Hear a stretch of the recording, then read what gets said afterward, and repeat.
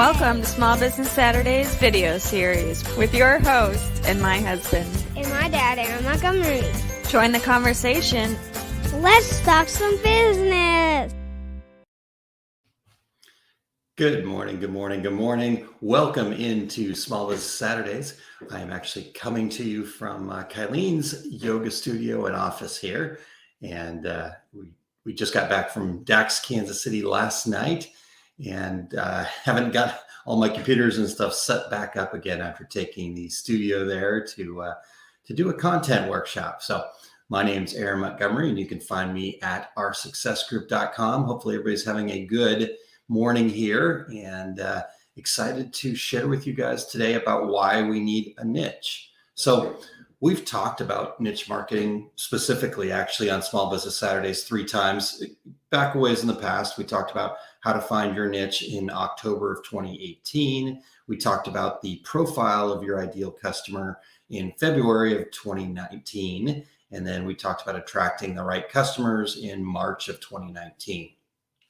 But this whole concept of niche marketing, having a niche, comes up quite a lot in many, many other conversations that I have. We talk about it all the time over there on Two Regular Guys podcast. And we even have a training or two devoted to this very topic in our success group. And so for small businesses, really finding a niche and identifying your ideal customers is one of the most crucial projects a small business has to take on. And I believe this is almost a make or break type scenario. But what I've discovered is most small businesses can't stomach that idea. They think they're going to limit themselves and that they need to be everything to everybody. But if you've listened to me for long enough here, you know that when you try to be everything to everybody, you end up being nothing to nobody. But the thought is that we have to bring out all the business we can from anywhere and then just see what sticks. But the reality is this just isn't feasible. You can't do it if you're thinking that you're going to do that and that's how it's going to work. You're basically basing your business success on getting lucky. And for me, that's not a business strategy that I want to use. So I want to base my entire business success around getting lucky. So today I want to look at and kind of getting all the stuff figured out here. So what I want to look at for you guys is why we need a niche, and then talk a little bit about our human decision-making process, as well as dispel some myths about, how difficult it is to find a niche and how much of a challenge that can be. So that's what I want to talk with you guys about today. Good morning to everybody checking in. Good morning to Jerry and Chuck and Ramona. Thank you guys so much for being here. I'm excited to talk to you guys all today about finding a niche. And Ramona, by the way, it's great seeing you in Chicago. And thanks for all the great conversations that we had. And really was great to see you again. So, all right. So let's do that. That's what we're going to do today. If that sounds good for you guys. One thing before that, though, I wanted to share with you guys the next opportunity to unlock your potential. And that's happening on May 13th at 6 p.m. Central Time. So here's a little introduction that Kylie and I put together about Unlock Your Potential. Hi, I'm Kylene. And I'm Aaron from our Success Group. We understand that feeling of knowing something is holding you back. Are you watching others succeed and wondering what they have that you don't? There's a secret locked away inside of each of us, yet we never think about fixing it because it has to be something external from ourselves. It is the limiting belief that everyone wants to just push aside and try to hustle and grind harder to get there. But the truth is, those limiting beliefs are keeping you from asking for help or doing the action needed to move your business forward. The sooner you can identify what's holding you back, the sooner you will start achieving your goals. Head on over to oursuccessgroup.com/unlock and click the turquoise button, Learn the Magic to Unlock Your Potential. We hope you make this investment in yourself and unlock your potential so you can find more meaning and success in your life. All right, so there you go. There's a little more information about Unlock Your Potential. We'd love to have you in the next class coming up on May 13th at 6 p.m. Central Time. And if that particular time doesn't work for you, we host these every month and we move the times around to different days and times so we can hopefully have a day and time that works for you and your schedule. So just go take a look over there at oursuccessgroup.com/unlock, and look forward to seeing you there. All right. So back to niche marketing here. Now back to why having a niche is so important for our business. And I guess the best place to start is to figure out how our brains work a little bit here. And so in 2000, researchers from Columbia and Stanford universities, two pretty prestigious universities, they were looking at consumer choices at the grocery store. And they wanted to answer a question, and a pretty simple question, but one that really helps us understand how our brains work. And so they wanted to find out if having more choices equaled more sales. And again, having more choices equaled more sales. That's the very specific thing that they were trying to find out.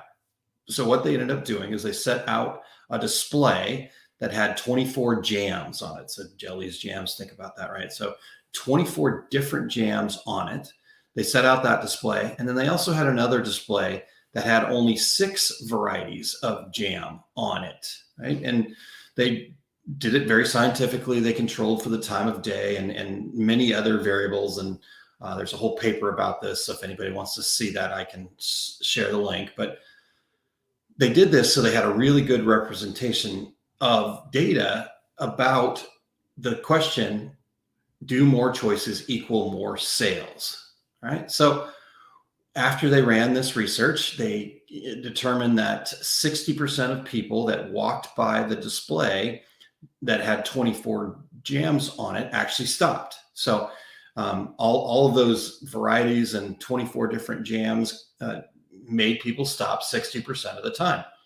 And then 2% went on to actually make a purchase from that.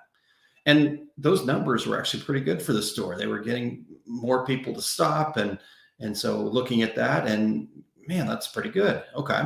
But over at this display with just 6 jams, only 40% of the people that walked by that one actually stopped. So at first glance, you go, oh, well, more choices is better, right? And the 24 jams was the winner. But remember, the question that they were trying to answer is, does it equal more sales? And as a business, our goal is not just to get leads or potential customers to stop by and look or kick the tires, so to speak. Our goal as business owners is to make sales. And that was also the goal. That was also the question they were trying to answer with this study that they did. So when we go back to our display with only 6 jams, now they had 40% of the people that walked by it stop. But of those 40% of people that stopped, 30% of the visitors actually bought something compared to 2% with the 24 jams. So the customers with limited choices are just more motivated to purchase something.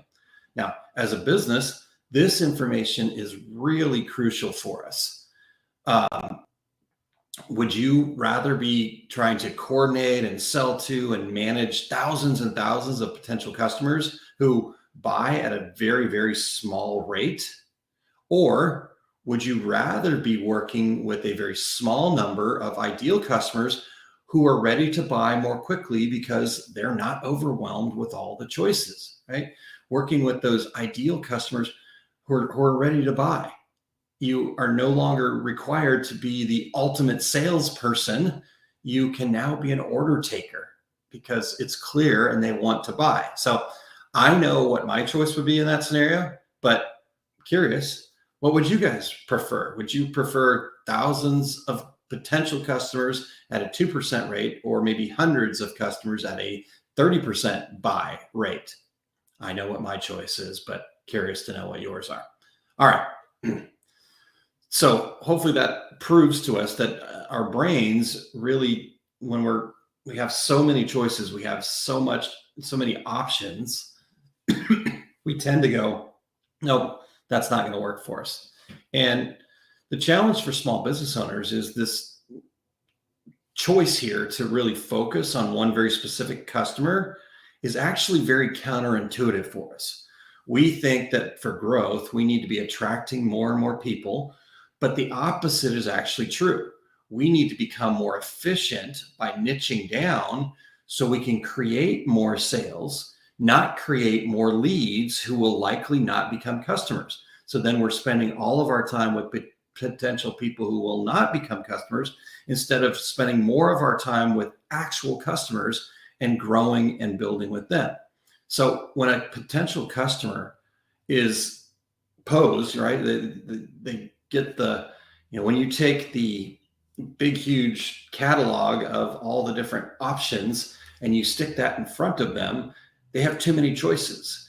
And what happens in their brain is that lack of clarity, that excessive amount of choices tells them to move along, because the potential output of energy and resources that their brain's going to need to use to make that decision far outweighs any benefits or potential dopamine hits that they're going to get because of doing business with you. So our brains are wired to save energy, right?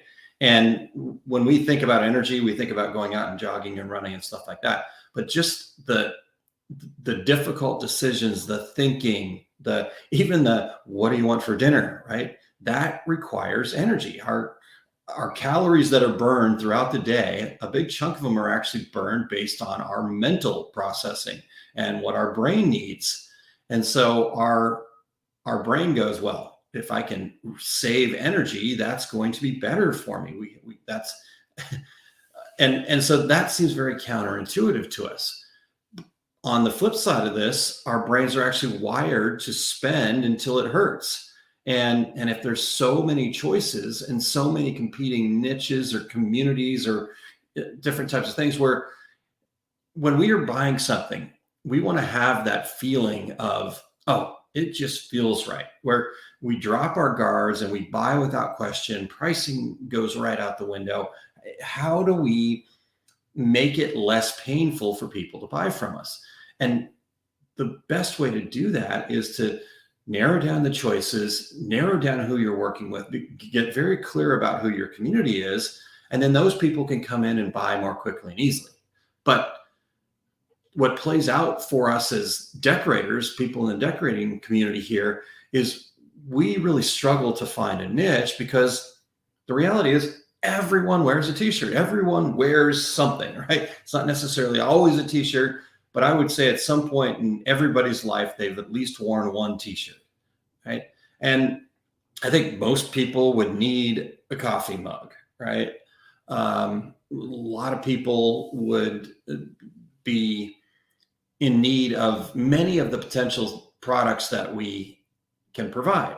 And on top of that, you can decorate a nearly unlimited amount of items, right? You can decorate shirts, you can decorate mugs, you can decorate hoodies, you could decorate tumblers, you could decorate hats, you could decorate signs, you could decorate stickers, mouse pads, ornaments, flags, jerseys, name badges. The list goes on and on and on and on and on, right? And there's always that new shiny object out there. Oh, DTF. Oh, wow, look at that. Oh, this is interesting, right? And that shiny object, there's that new piece of equipment that could be the next magic bullet for you. But people that have a very clear niche and they speak to that niche without question, they don't have problems trying to decide what products to offer.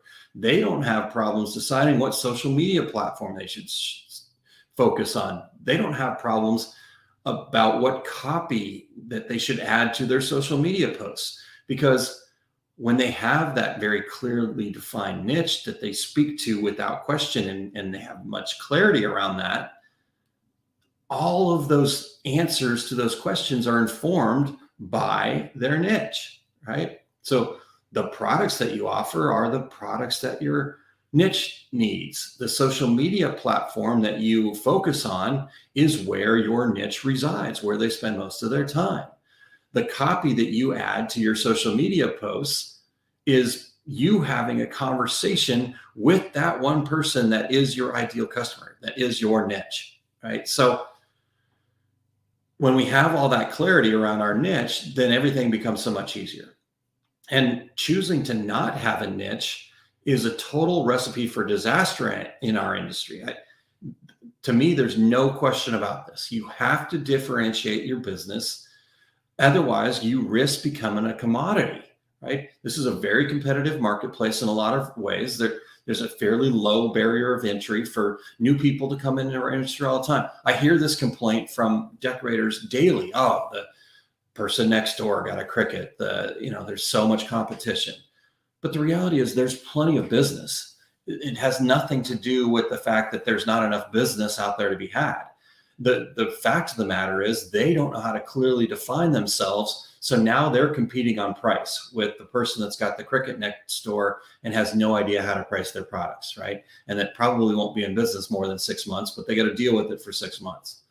And so when we risk becoming a commodity by making price our lowest common denominator, that's where we get in trouble. And without having a niche, I don't know how else you can compete, right? When you're trying to be everything to everybody, you can't.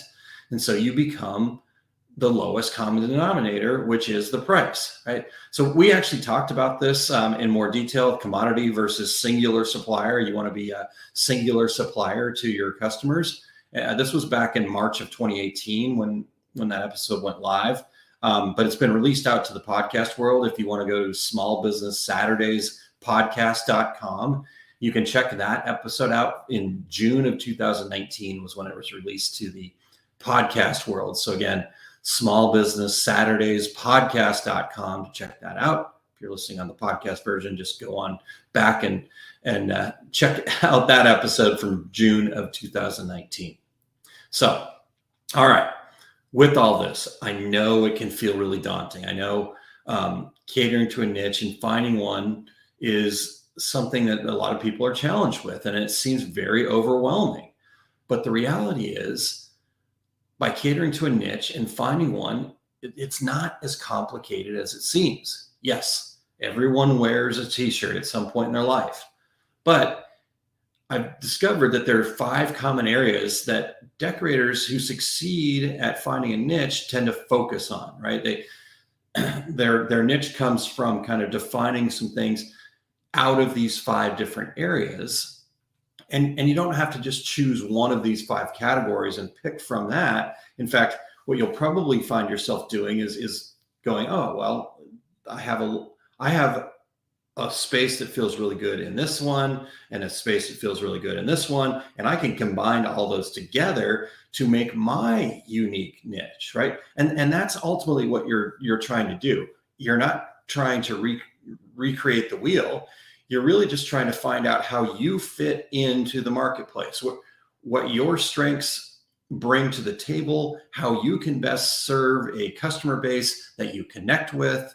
And that's what finding a niche is. So let's quickly talk about these 5 areas first, and then we'll talk about some ways to kind of better discover this. All right. So the first kind of category that people find their niche from is by determining who the actual customers are. They choose a very specific niche customer base. They look at things like, who are the people you're going to serve specifically? And this is not a broad group. It's not like, oh, I'm going to be focused on the niche of sports, right? That's a broad group. When we talk about finding a customer group that you're going to focus on as your niche, you want to get down specific, as in detailed as possible.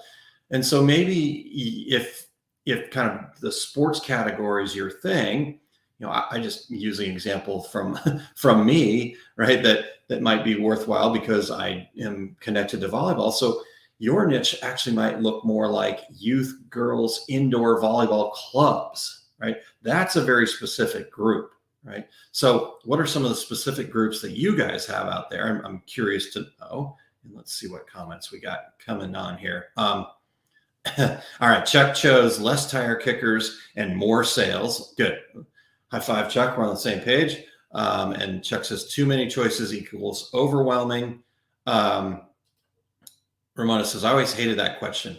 What do you want for dinner? Just pick something.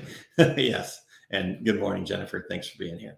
All right. So back to the customers thing. So getting very specific down to a very specific type of customer, right? So thinking about, like, again, the difference between thousands and thousands of potential customers to 100 really good customers that are buyers, right?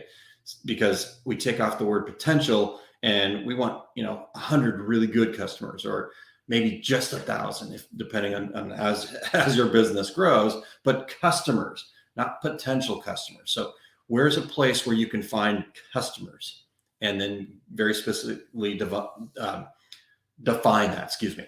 All right. So that's number one. Another category or differentiator that you can look at are the techniques that you provide, right? What are you really good at making, doing, and what do you really enjoy doing, right?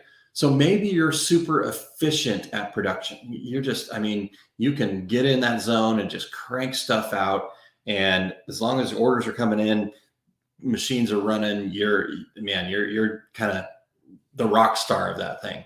So your niche might be contract work, right? Wholesale work for that very specific technique that you're really good at, right? Or maybe you've perfected the process for creating sublimation memorial plaques from start to finish, meaning template all the way into artwork and completed product. And you're really good at it. They always come out bright, vibrant, beautiful. You have a super low spoilage rate.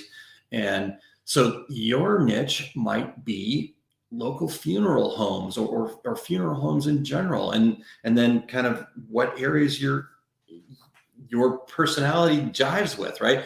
But you're kind of breaking it down into the techniques that you're good at. Another category or way to kind of break down our niche might be a technology-based program. Maybe you have systems and processes that in place that make you stand out from the rest.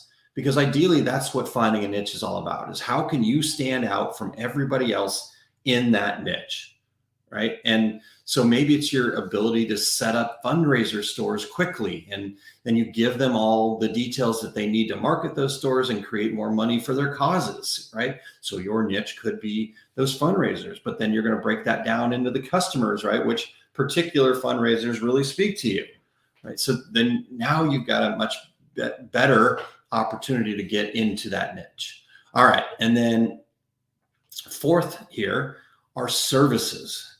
Where do you fall into the different services?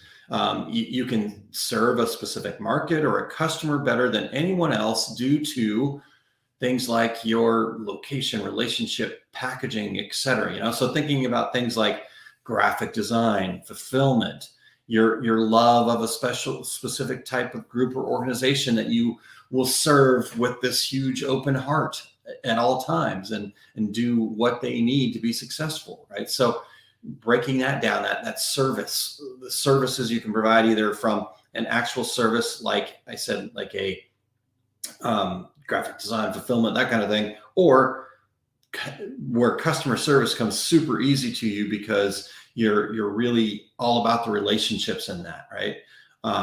So looking at some of those things, and that's fourth. And then fifth, it could be marketing, right? The category could just be marketing, right? Your business could become a brand unto itself. And this could be everything from the educational content, right? So Todd Downing, for example, with Fat Dad Wholesale, his kind of niche has been from the education side of it. The people he serves are the people that show up to Tuesdays with Todd to learn and see him try. And so he's able to support them outside of what he's teaching them on the education side. Then when they get into a project that they need help with, now they can come to him and he can print them transfers or stickers or banners or all those different things. But that could be a niche unto itself. And maybe it's your brand is about the imagery or just that, right? So people that are attracted to what it is that you offer. If you're somebody that's a potential influencer or you've got a following, well, your niche might be the people that follow you and just get really clear and understand about who they are as people, right?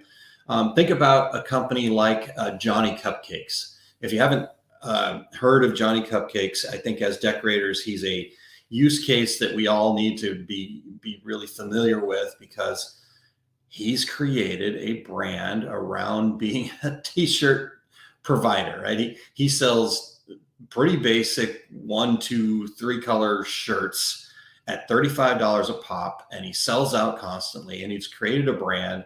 People tattoo his logo on their bodies, for crying out loud. So if you've not heard of him, go look up his story, but that's a marketing specific niche. So thinking about something like that. All right, so let's see what we've got here. And so Jerry says hockey school alumni. All right. And so kind of getting that much more specific and just focusing on one area at a time there, Jerry, I think would be great. So figuring out how that falls. And again, going back to the beginning, and maybe I didn't share this already, but I know I've shared this a lot of times. When we're talking about our niche, it has nothing to do with the business that you will take, right? It has everything to do with the brand message, where you're talking, all of the things that you're saying, and what you're focused on bringing in.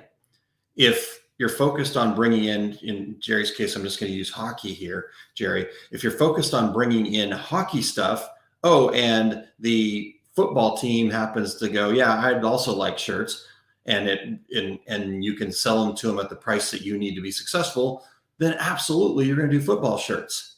But your message, your outbound message, is going to be all things hockey, right? You're going to share with people the hockey schedule. You're going to tips and tricks. Maybe you'll have a blog about why you need these products for hockey or something along those lines, right? So getting into the specifics of those things. So I love that. All right. Thank you, Jerry, for sharing.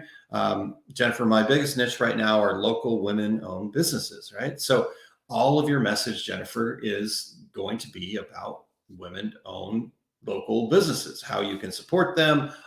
Perfect. So that's a very specific niche that Jennifer can very easily become. In fact, I know that she already is the very best in that space, right? Nobody else in her community speaks and serves women-owned businesses like she does. And that's what a niche is, right? Now I'm above the noise. I'm the best in my space. And if you can't get to a point where you're the best in your space, then the fix is not to work harder, right? Yes, that is something you want to do. So I'm not saying don't work hard to become the best in your space.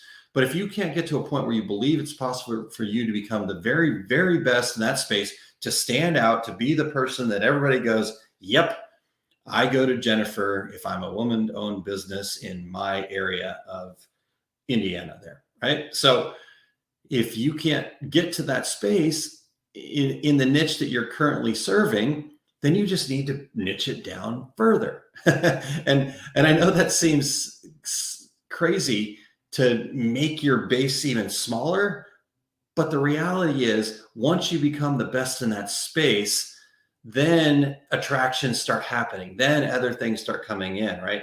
Then the hockey team talks to the football coach about the great service that you did.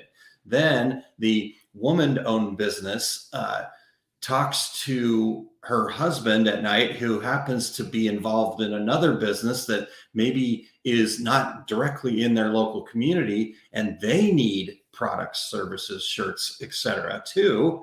And oh, well, Jennifer is amazing. She's the best in the space. So you should work with her too, right? And that's how then it starts coming in. So anyhow, that's how a niche works. I love it. All right. Ramona says, I have 5 categories I want to focus on with my shirt transfers: memorial, people and pets, organizations, family groups, fun shirts. Awesome, Ramona. I think it's fantastic.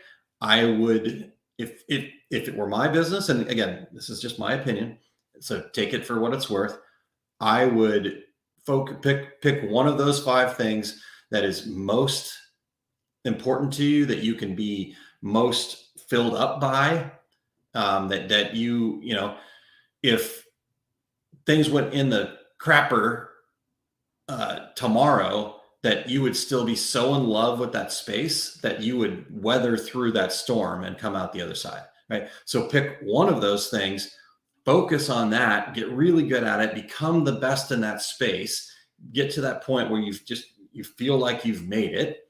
And then, okay, now let's go to number 2 and do the same thing, right? So don't try to be all of those things at one time would be my suggestion. So again, take that for what it's worth. My suggestion, you might be able to pull it off, and more power to you. But I think it'll be a lot easier in my mind if I just focused on all of my messages about the memorial, the people, the pets, the organization, right? When we try to do too many things at one time, we can't get clearer, and we can't get to that point where our message is very clear all the time, because it's constantly changing. I've got to talk to this person about that thing. I go, oh my gosh. And then, well, what is this person doing? Right. And then if I'm just like, this is what I'm talking about all the time, every time you talk about it, you get better at it. So when you're switching things up, you have a hard time, because it's like, this, yeah, okay, maybe, yeah.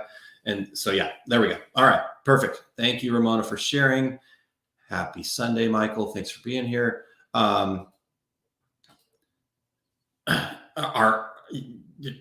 Awesome. That's great. And again, Ramona, I'm sharing my opinion from my experiences, and I think you're really good at what you do. So just keep at it and go from there. So my pick is the first one. I have an overwhelming need to comfort people. There you go.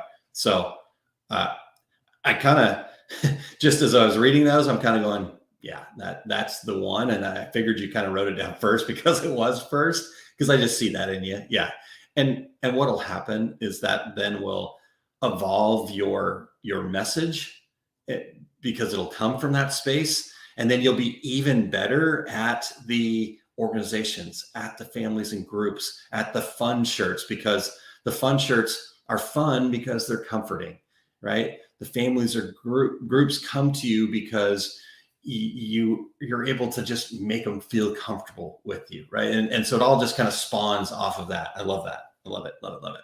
All right. Beth says, my niche has been embroidered headwear, but now I've found it to be more focused on ranchers. As someone who has livestock, I better understand what their needs are. Exactly. So there, Beth, you win the prize. No, you guys all win the prize. But Beth, I love this, because you've done this exactly right. You said, okay, here's my niche. I'm focusing on it, but it feels a little cloudy still, right? And there's still some, okay, yeah, headwear and embroidered headwear specifically, that's a pretty good targeted niche. But then when you start dealing with people that maybe you don't connect with or understand as much, that conversation with them becomes much more difficult. There's not as much clarity.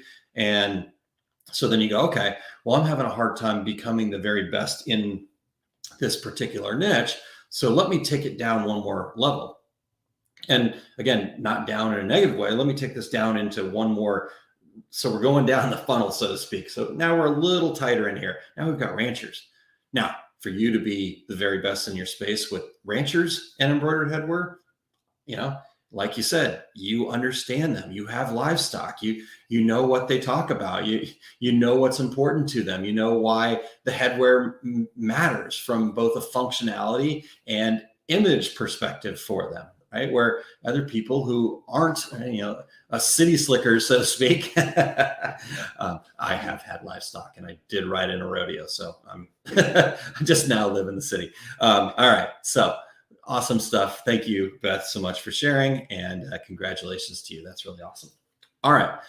So for the rest of us that are still continuing to refine down, those 5 potential categories I think are a great place to start. And you kind of have a framework to use to kind of determine your niche. But I don't want you to panic if your niche is not popping out, because the reality is when we first start thinking about a niche, we go, oh, well, example would be, I do B2B printing, but that's not necessarily a niche. It just feels like it, right? Oh, the niche of business to business. But let's get more specific about that. A niche is more, we create branded merch for small businesses in our local community. Like Jennifer was talking about, local women-owned businesses so that they can focus on their business and leave the swag part to us, right? So that's what a niche is, because it's a very specific group that you serve and why you serve them, right? So the real rubber meets the road when you find that consumer base that has an unmet need and then focus on serving that customers. I'm sorry, those customers. Wow, words are not coming out. I spoke so much over the last 2 days that all my words are coming out funny. All right. So we're focused on serving those customers, right? So, and unmet need is really not as challenging to find as we think it is. We just have to stop trying to reinvent the wheel. You know, we can simply define our niche by a couple of different things. So first, getting clear about what you do and not all that you could do, right? So when we go, well, what do you do? Well, I embroider, I screen print, I do, and I can buy from ASI and we all like, not what could you do, but what is it that you love to do and could position yourself as the best at it in your niche? Should you focus persistently on that and stop chasing every shiny object, right? Yes, maybe you need multiple tools to do things. Maybe you are an embroiderer and a screen printer, right? And because your customers are demanding that. But what is it that you do, right? You're not an embroiderer, you're not a screen printer, you're a provider of something. You solve some problems for somebody. All right. So that's the first thing. What do you do? Secondly, who do you serve? Who are the people or types of people that you love to be around and would love to wake up every single day and work with daily, right?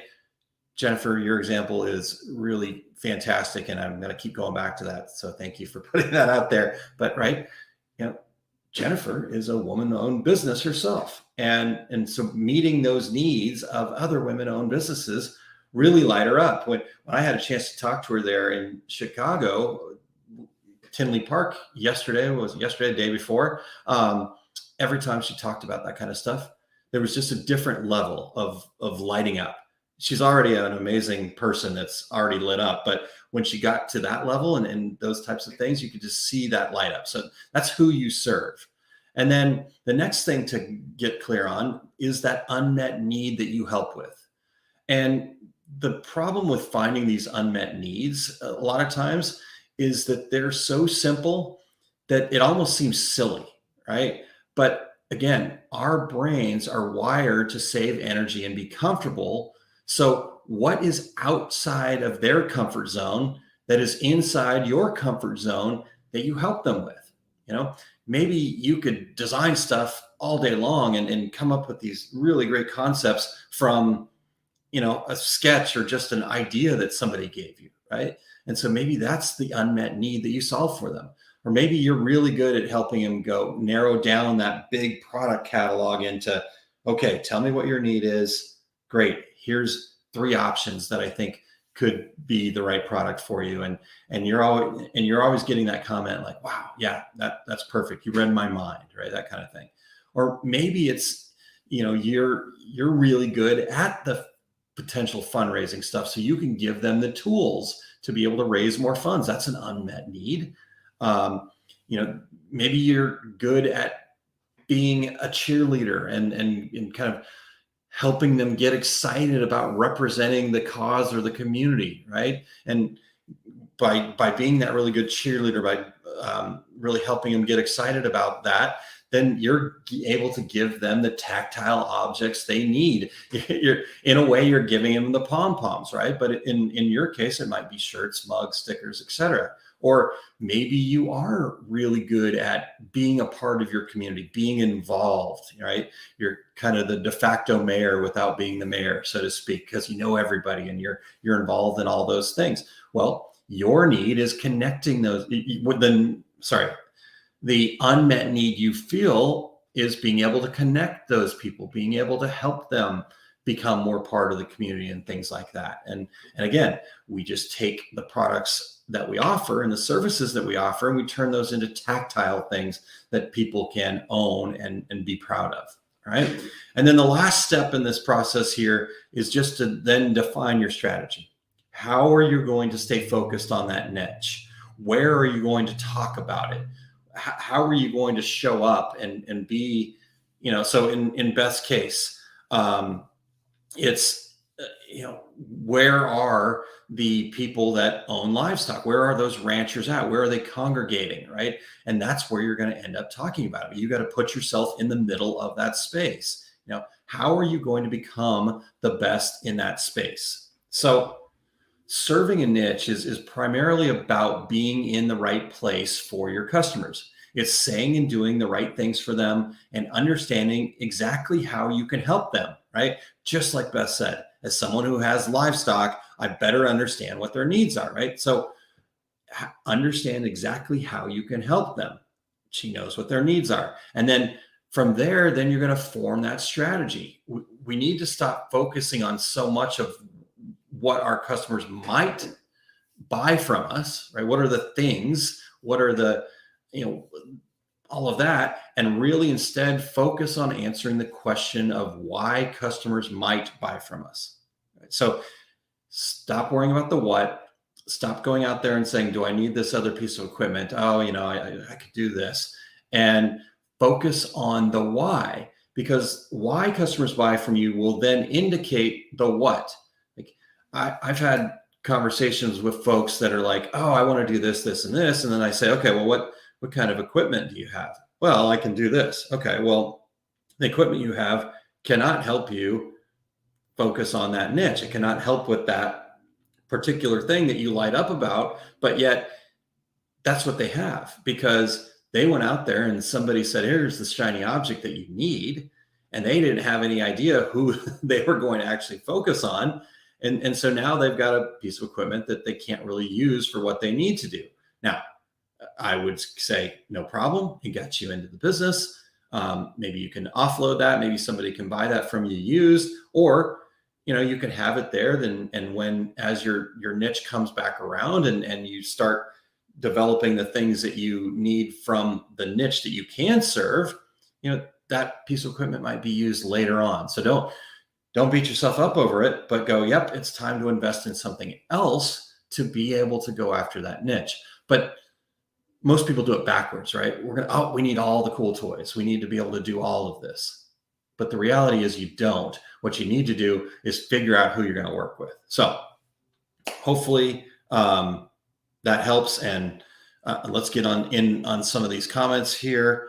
And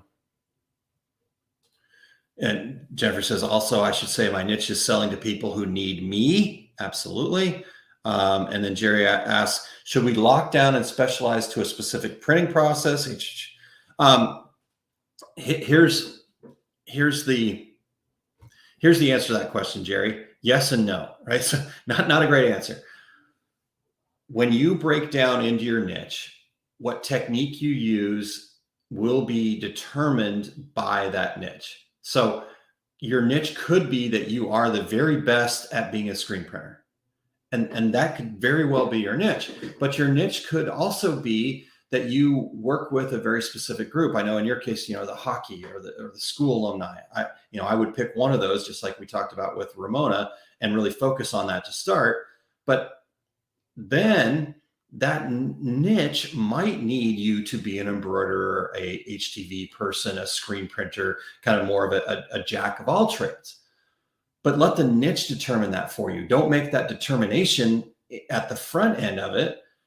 Determine who your niche is first, and then let them determine what it is that they need. And just because one person says, oh, I need this, doesn't mean you should go out and do it.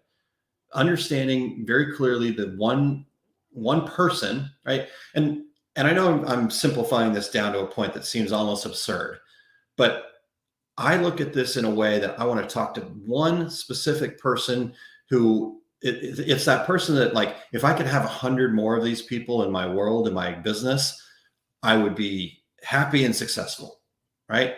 And so if I focus on that one person, the reality is there are 100 other people like that out there. You just haven't been clear enough to speak to those people, right? You've been speaking to everybody else around them, and they're like, oh, okay, well, Jerry seems like he'd be good to work with, but I'm not real sure what he does. And it's going to take a lot of time and energy for me to figure that out. So I'm just going to move on to the next person who is more clear about who they serve. Right. And that's what really happens to us. So I guess, Jerry, to finally answer that question is get out and be very specific to one group, and then let them tell you what you need to be decorating.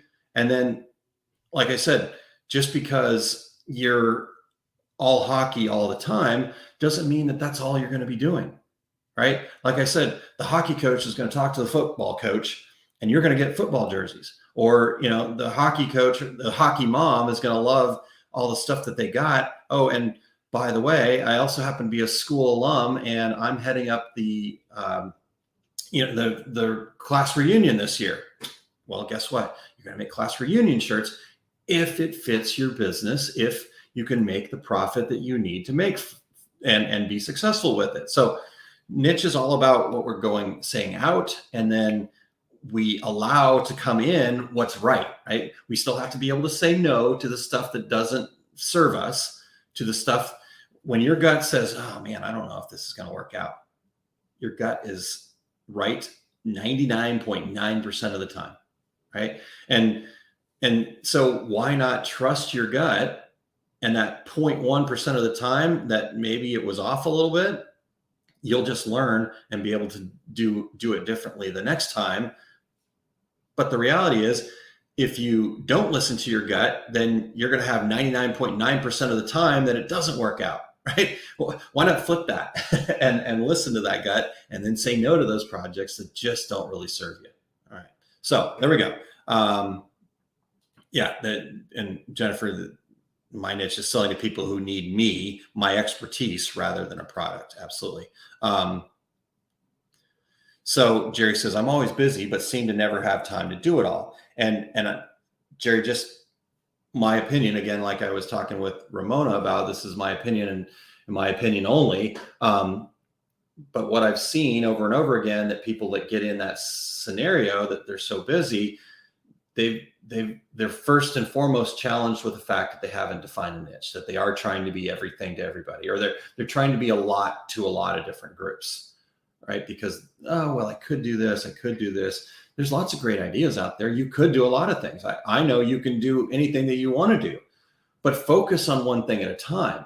And then see, as businesses evolve, that's where you can then expand and go into different niche areas, right? So like I talked about with Ramona, where she's starting with this one area, but then as she evolves, as she becomes the best in that space, now she can go, okay, let's shift this a little bit. I'm going to use all the things I learned from that first time around. I'm going to have a very similar, clear voice and message, because who you are is never going to change. But now I'm going to talk to a different group of people and see how that goes, right? And we're going to be looking at organizations or fun shirts or that type of thing a little bit more. And our marketing message is going to change slightly in that regard. The voice is still going to be the same. The values and the voice and all that stuff is still going to be the same.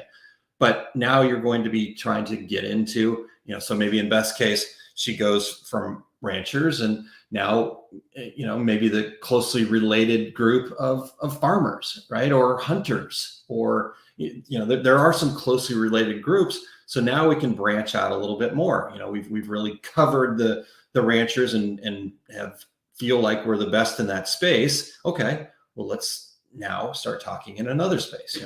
Like, for example, I can see for me, I've kind of gone back and forth a lot, right?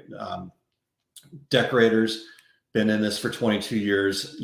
I mean, I could talk with people like yourselves for hours on end and love it and never think twice about it, right?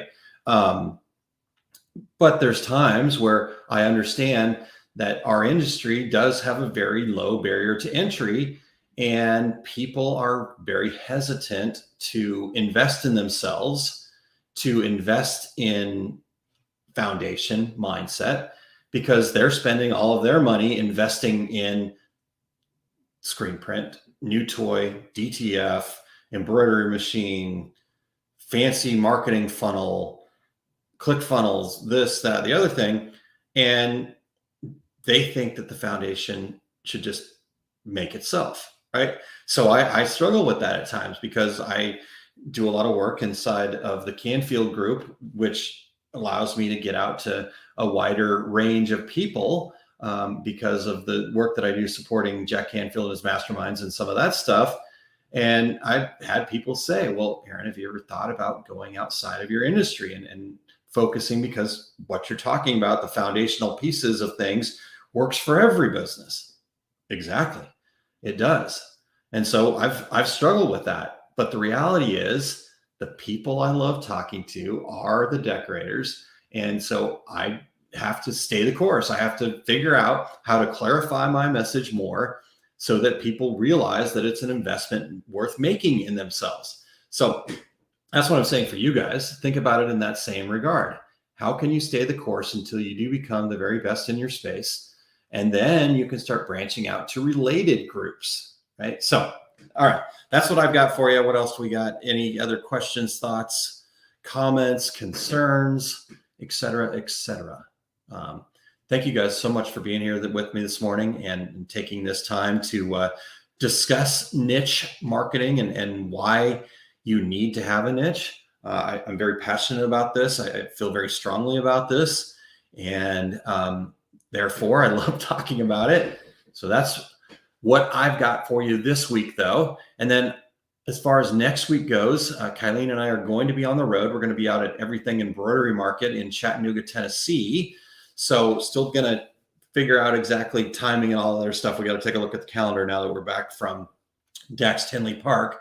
But it probably is going to be a little more impromptu, jumping on a live really quick, maybe even on the road or in a hotel room or something like that at a specific time. But we're going to talk about business owner mindset. Kylene and I get to present a presentation at Everything Embroidery Market, which we're calling business owner mindset and what that means. And so we'll kind of discuss some of the key points, key takeaways from that, maybe even some of the key questions and conversations we had around that at the show, and just really kind of try to get into what business owner mindset really means and how we can adjust our mindset to give ourselves the very best chance for success. So that's what we're going to be talking about next week. But again, you have to kind of be flexible with me because it's going to be a little impromptu because we will be traveling. We will be on the road. And so looking forward to that next week. And Ramona says, thank you. I'm going to, again, make a better effort. Thank you for being there. Enjoy the event. I think you're making an incredible effort, Ramona, and I'm excited to see the new things that you do, and hopefully some of those things that you took from that content class that I was able to present to you. Really appreciate you being there. And as you know, Ramona, anytime you can reach out to me, and I am happy to help. And as you can also tell, I'm always happy to share my opinion too, even when it's not asked for, but that's okay.